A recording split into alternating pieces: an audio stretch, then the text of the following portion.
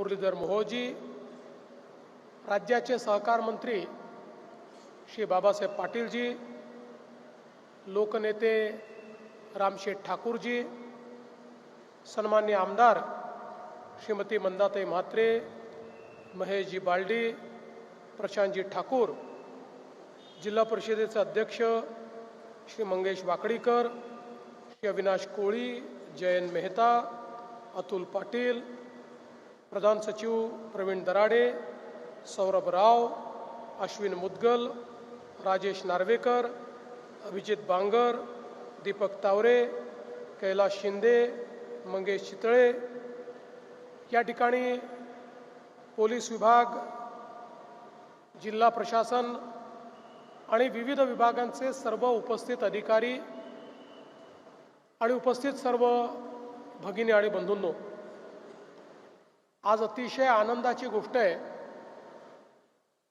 की देशामध्ये सहकाराच्या क्षेत्रात जी नवीन क्रांती माननीय प्रधानमंत्री नरेंद्र मोदीजी आणि देशाचे पहिले सहकारिता मंत्री अमित शहाजी यांनी आणली, त्याचं प्रत्यंतर हे आता आपल्याला महाराष्ट्रामध्ये, मुंबईमध्ये देखील पाहायला मिळणार आहे.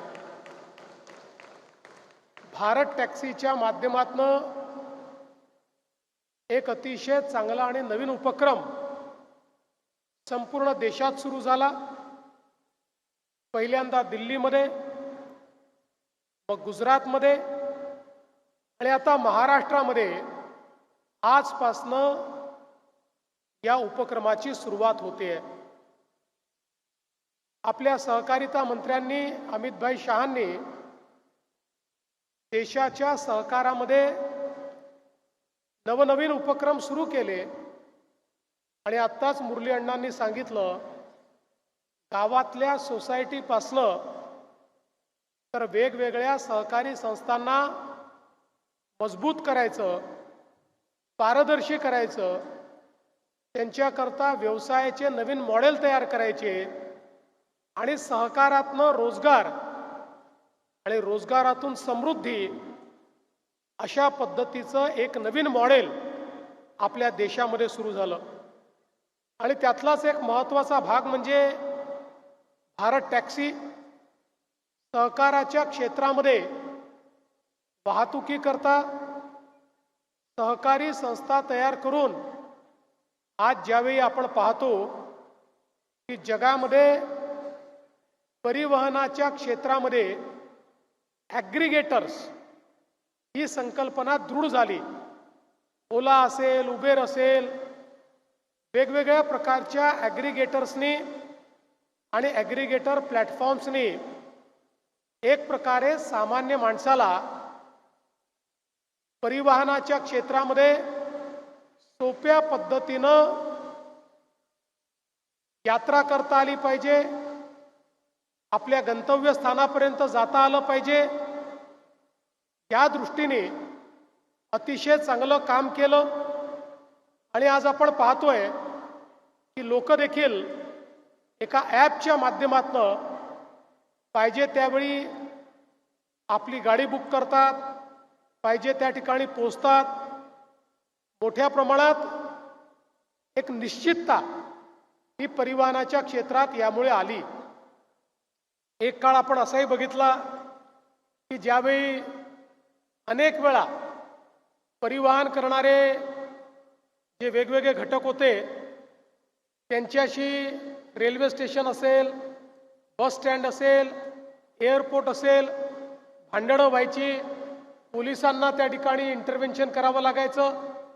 पण आज वेगवेगळ्या प्रकारच्या डिजिटायझेशनमुळे या गोष्टी हळूहळू संपुष्टात यायला लागल्या.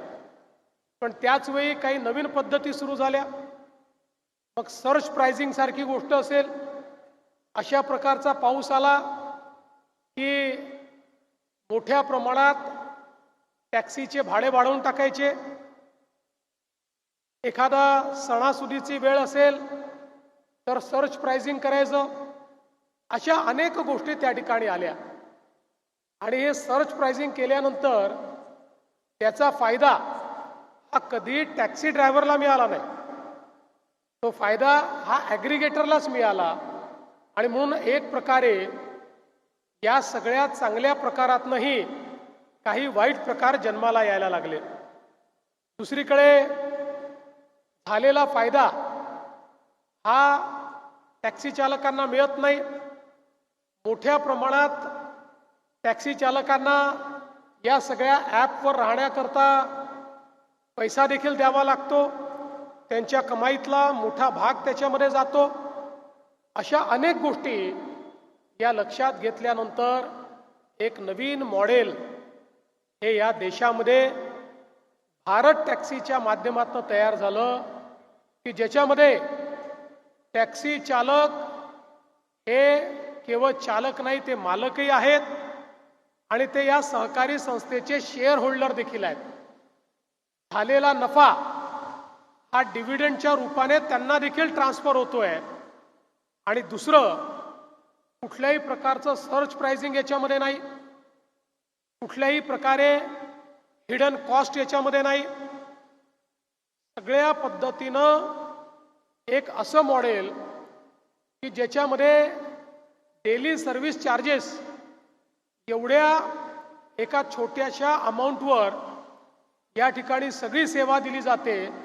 आणि ही सेवा सामान्य नागरिकांना पूर्णपणे समर्पित अशा पद्धतीची सेवा आहे. मला या गोष्टीला उत्तम दर्जाची वाहतुकीची व्यवस्था ही देणं गरजेचं आहे. आणि तीच व्यवस्था देण्याकरता आज या ठिकाणी भारत टॅक्सीची सुरुवात झाली आहे.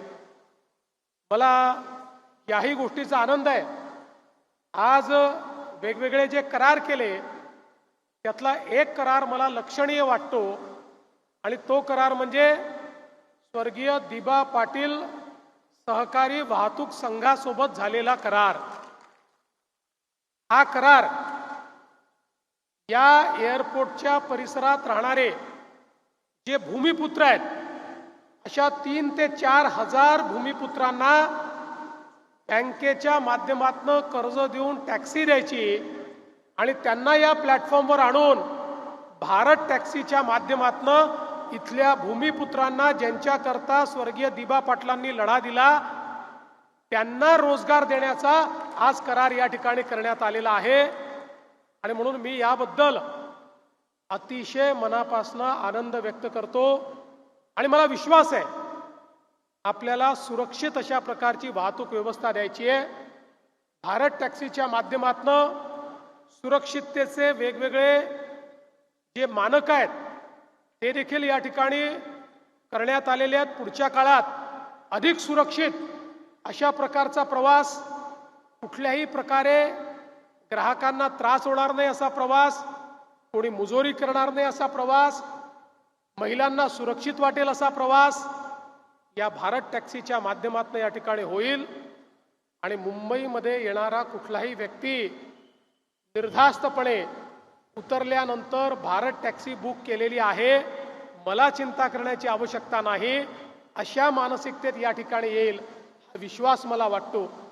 आणि म्हणून मी माननीय प्रधानमंत्री मोदीजींचे, माननीय सहकारिता मंत्री अमितभाई शहांचे, सहकारिता राज्यमंत्री मुरली अण्णा मोहोळ यांचे मनापासून आभार मानतो. महाराष्ट्रामध्ये नवी मुंबईचं हे एअरपोर्ट जे 2030 साली देशातलं सर्वात मोठं एअरपोर्ट असेल, या एअरपोर्टवर भारत टॅक्सीचं मी स्वागत करतो. आज ज्या आपल्या भारत टॅक्सीच्या चालक मालक मित्रांचं या ठिकाणी आपण अभिनंदन केलेलं आहे, ज्यांना आपण शेअर सर्टिफिकेट दिलेलं आहे, ज्यांना आपण किट दिलेली आहे, त्या सगळ्यांना अतिशय मनपूर्वक शुभेच्छा देतो. आणि या चांगल्या कार्यक्रमाकरता आम्हाला निमंत्रित केल्याबद्दल महाराष्ट्राचा सहकार विभाग, केंद्र सरकारचा सहकार विभाग आणि सर्व अधिकाऱ्यांचे मनापासून आभार मानून माझे 2 शब्द संपवतो. जय हिंद, जय महाराष्ट्र.